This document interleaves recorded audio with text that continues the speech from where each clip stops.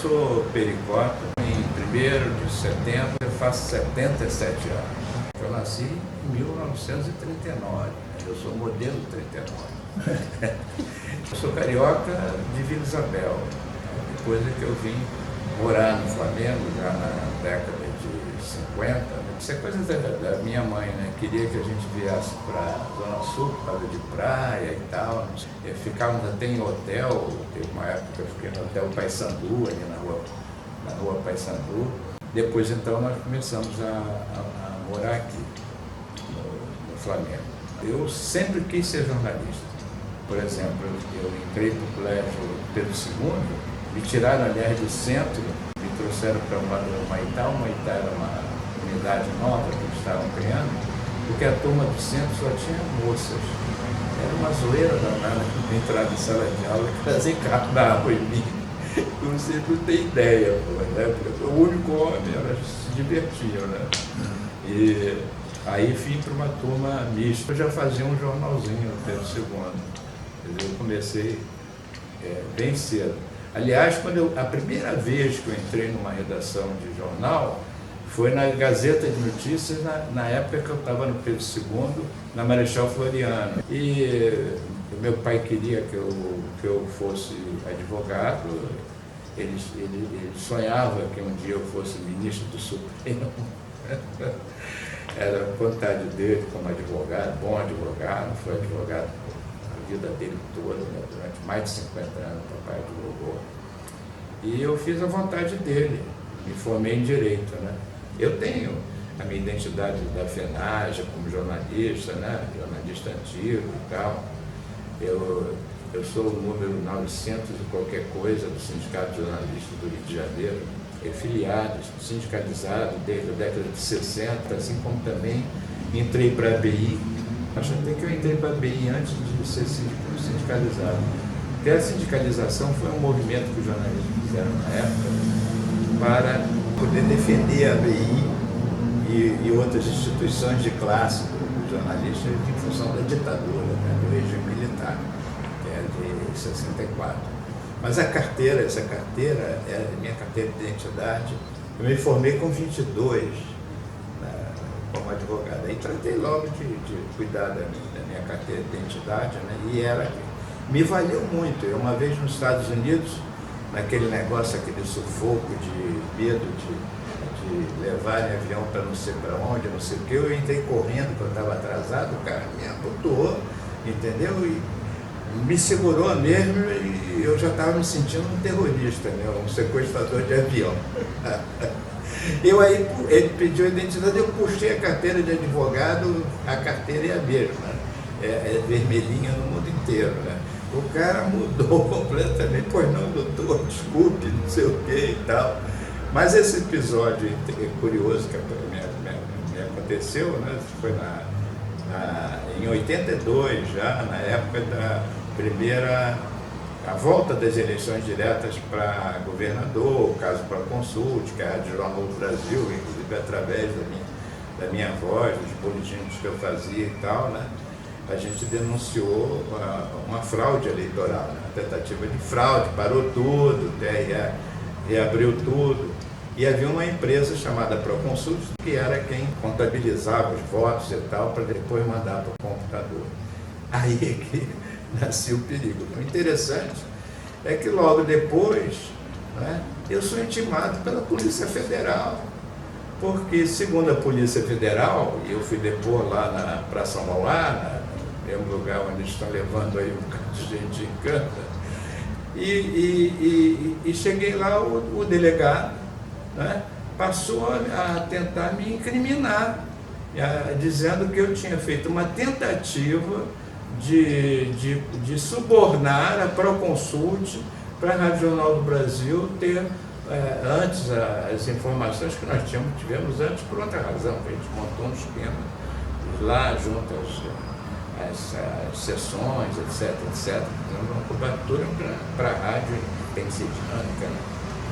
E aí o delegado, o tempo todo, e sabe como é jornalista, né? Ainda mais alguém que já estava calejado, já, né? Ele não era nenhum menino em 82, né? E tinha mais de 40 e tantos anos já. Aí eu falava para o delegado assim: delegado, qual é? Vou fazer uma pergunta até essa. O que o senhor está querendo chegar? E eu fiz isso umas 2 ou 3 vezes, até assistir esse depoimento meu perante esse delegado, que eu nem me lembro o nome dele. Nem quero lembrar também, isso é uma figurinha. Lá pelas tantas, o delegado ficou zangado comigo, né? Da minha irreverência, e disse assim: o senhor, por favor, de agora em diante, quando se dirigir a mim, respondendo as minhas perguntas, o senhor diga assim: doutor delegado. Eu digo: pois não, doutor delegado. Aliás, aí eu peguei a minha carteira de advogado, essa vermelhinha, e taquei um cartão vermelho nele também. Ele disse assim: doutor delegado, eu sou advogado. O senhor, por favor, de agora em diante, quando se dirigir a mim, fale assim: doutor Pericota, o senhor e tal. Foi ótimo, porque ele ficou completamente, vamos usar um termo adequado, desbundado. Ele, dali em diante, ele não conseguiu mais, perdeu o rumo, fez mais 2 perguntas idiotas qualquer e encerrou. Depois, se for necessário, eu convoco o senhor depois para novo depoimento. Ele: tá bom, doutor delegado, estou à sua disposição. Mas foi isso. Mas tem histórias anteriores, e que eu vou mais ou menos fazer o depoimento aqui na ordem cronológica minha profissional. Eu comecei em meados da década de 50, em Gazeta de Notícias, depois passei, acho que pelo Diário Carioca, depois fui para os Diários Associados de São Paulo, o jornal, que era o líder dos associados. E eu vivi 2 episódios pitorescos com o presidente Juscelino Kubitschek, né, que morreu na década de 70, em 1976, especificamente nos desastres automóveis. Um é referente a uma chegada dele ao Galeão, e a outra é já nos anos 70, uma fase brava da ditadura e tal, foi em 1972, por aí. Mas esse primeiro episódio é engraçado pelo seguinte: toda a autoridade, figura importante, presidente da República, ministro, lá que seja, autoridades que vêm do exterior, grandes artistas, enfim, todo mundo que era importante para a imprensa, né? Quando desembarcava no aeroporto do Galeão, o fotógrafo tinha que trazer a foto dessa personalidade descendo a escada do avião e acenando. E era de praxe isso. Nós fomos, inclusive, para a pista, né, que a imprensa tinha uma liberdade total naquela época. E um fotógrafo que tinha chegado atrasado chegou para mim e disse assim: pô, Peri, por favor, quase implorando, né? Pelo amor de Deus, fala com o presidente para ele voltar para a escada, que eu não tirei aquela foto da escada. Aí, pô, o repórter tem que ser cara de pau mesmo, embora eu fosse bem jovem naquela época, hein? Aí eu cheguei lá para o presidente, ele já tinha descido, estava caminhando pela pista, e cheguei e disse: presidente, por favor, meu fotógrafo chegou atrasado, e o senhor sabe, a gente tem que levar aquela foto e tal, da escada e tal. O senhor poderia voltar a escada e descer novamente a escada. O Juscelino era uma simpatia, né? Ele era uma pessoa ótima, como pessoa e como política, era uma simpatia. Aí ele disse: pois não, meu filho. Aí foi e quando chegou bem na beira da escada, ele já foi subindo a escada de costas. Então ele subiu vários degraus, chegou mais ou menos à metade da escada e perguntou: tá bom aqui? Tá bom aqui? E os fotógrafos: não, presidente, mais um degrau. E ele subindo de costas, até que ele chegou quase no início da escada, saindo do avião, né? Aí abriu um sorriso, acenou como se tudo tivesse sido naquele momento.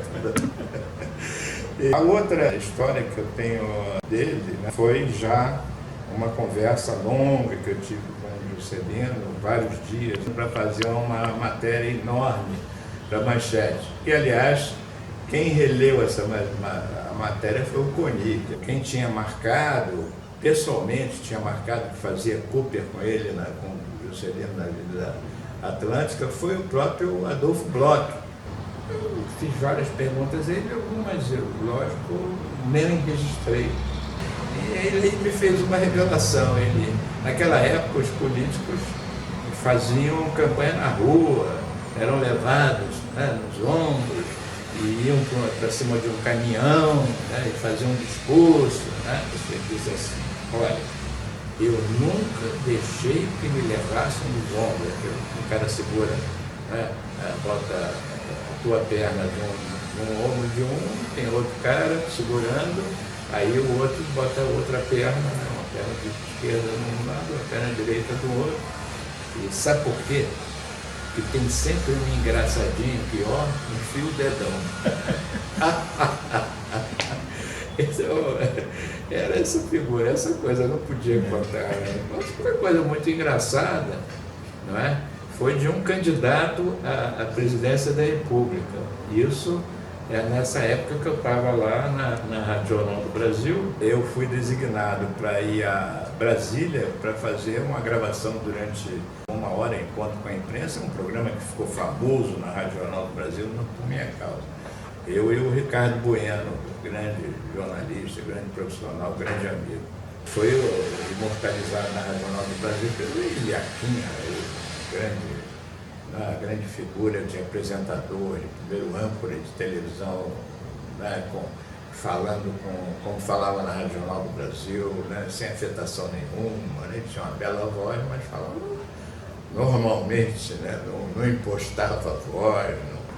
E aí eu fui fazer uma entrevista com o Andreasa, né, Mário Davi Andreasa, que era o ministro dos Transportes, que queria se lançar candidato à presidência da República quando tivesse a eleição para presidente, que seria em 85, né, para tomar posse em 86.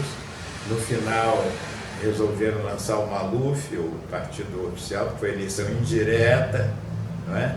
E quem ganhou do Maluf foi o Tancredo Neves, que aí não tomou posse, morreu, né, etc.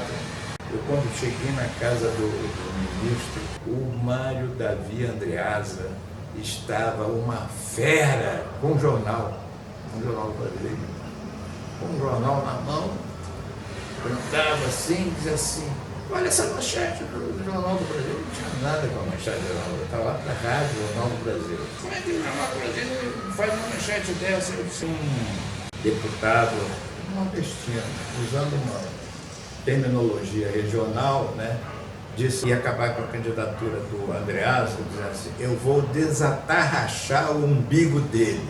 Aí ele, que estava com a camisa branca, puxou a camisa, entendeu? Botou um barrigão de fora e ele esbravejava assim: veja se ele pode desatarrachar meu umbigo.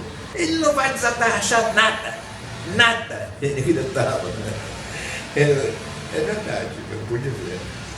Por incrível que pareça, para minha surpresa, Mário Andreasa não tinha umbigo. A barriga dele era lisinha. O homem não tinha umbigo.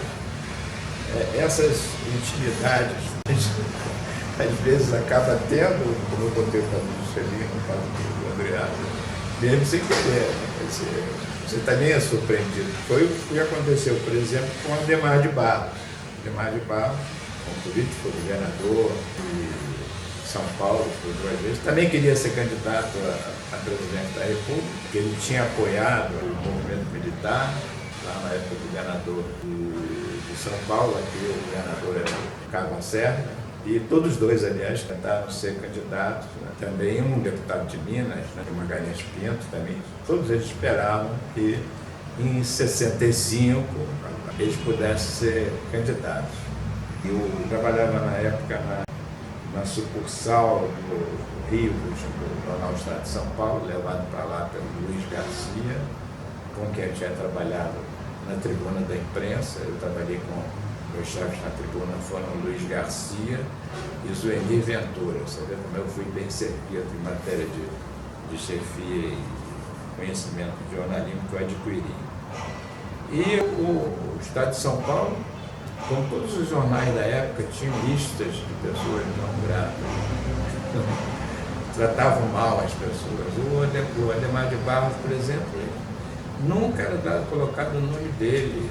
Era assim, o senhor Barros, o senhor Barros era o governador de São Paulo, Adhemar de Barros. Né? Então, sempre quando ele vinha aqui para o Rio, não é? Lá ia eu ter que entrevistar ou procurar saber o que ele estava fazendo. Eu dizia lá em São Paulo que ia vir aqui para se encontrar com o doutor Rui. Ele é um advogado, amigo dele e tal. Todo mundo sabe que o doutor Rui, na verdade, era uma senhora da sociedade carioca, né? Muito simpática, por sinal, né? Que morava no Morro da Viúva, né? Que ela era uma pessoa da sociedade mesmo, né? De recursos. Bom, eu consegui falar com ela, né? E pedi que quando ele estivesse no Rio, que eu ligasse para ela, ela me desse acesso para conversar com ele. Ela, muito gentil, né? Fez, ela com certeza não se ligava tanto assim em política, não sabia desse problema no estado de São Paulo, com a Adhemar, não sei coisa. Então eu soube, né, que ele estava lá, fui lá, toquei a campainha, ela que me recebeu, né? E daqui a um pouco eu vejo vindo o Adhemar de Barros, num hobbit chão, né, um roupão, né, muito à vontade. Achei meio estranho o cara me recebendo de roupão, mas tudo bem, pô, é tudo político. Gosto de estar sempre engravatado. Ela disse quem eu era, não é? E ele disse, pô, não, só, por favor, senta aí nesse sofá. Eram 2 sofás, um em frente ao outro, sofás enormes. Eu sentei e quando ele se sentou, ele dobrou a perna, cruzou a perna e deixou o saco do lado de fora. Aquele sacão enorme, pendurado. E eu para fazer entrevista com o cara. E eu simplesmente fazer todas as perguntas para ele, sem dar a perceber que eu tinha notado. Tá? E ele tinha feito de propósito, para me constranger. Viu aquele rapazinho, quase inerme. Entrei a entrevista lá na casa do Dr. Rui. Mais ou menos na mesma época, eu posso contar um outro fato também, que é referente ao João Goulart. Quando o governo já estava em Brasília, mas quando vinha aqui era do Palácio Laranjeiras, que hoje é do governo do Estado, né? O João Goulart estava aí. Então tinha um lançamento, cerimônia de lançamento, televisionamento, uma mesa enorme assim, os jornalistas aqui assim, eu estava de lado aqui, bem olhando aquela fila de autoridades sentadas ali que se levantavam para fazer o discurso. Era uma sequência de discurso, ia falar o presidente da Eletrobras, né? Ia falar o ministro da área e tal, ia falar sindicalistas, ia falar o presidente. E começou, se não me engano, com um sindicalista. O cara não parava de falar. E aí, o próprio ministro, ou foi o presidente, seria o novo presidente da Eletrobras, né, que uma hora olhou para o presidente João Goulart, aí o João Goulart se ajeitou na cadeira, se esticou todo, passou o braço por trás de algumas cadeiras, pegou a ponta do paletó do líder sindical e deu 2 puxadinhas assim, pum, pum. Aí o cara olhou para ver quem é que estava puxando o paletó dele, viu que era o presidente, parou o discurso na hora. Bom, olha só, para finalizar, eu comecei a trabalhar fazendo cobertura de polícia, a gente começava na polícia. E aí uma vez, bem jovenzinho, fui fazer uma cobertura, tinha uma confusão qualquer no morro, eu já não me lembro mais qual é o morro, eu sei que tinha uma subida grande, tinha um acesso assim que você andava pra caramba para chegar lá onde tinham as casas, né, a unidade. Aí eu e o fotógrafo chegamos, o negócio já estava rolando, né? E a gente não sabia direito o que estava acontecendo, não estava acontecendo, né? E vinha descendo uma senhora, eu cheguei e disse, minha senhora, por favor, que está acontecendo aí? Tem alguma coisa séria? Ela virou, olhou para o alto do morro assim, ela disse, não, acho que a coisa está feia, porque vem lá 2 baleados, olha só. Os 2 baleados, entre aspas, eram 2 repórteres de jornal. Um repórter, né, que contava a história, que era o Baleixo, que não tinha uma perna. Então ele tinha uma perna mecânica. E o outro que estava junto dele era um fotógrafo, grande outro fotógrafo também, o Romualdo, que tinha um problema na outra perna. Também tinha uma prótese, né? Então era isso aí, eram os baleados, né?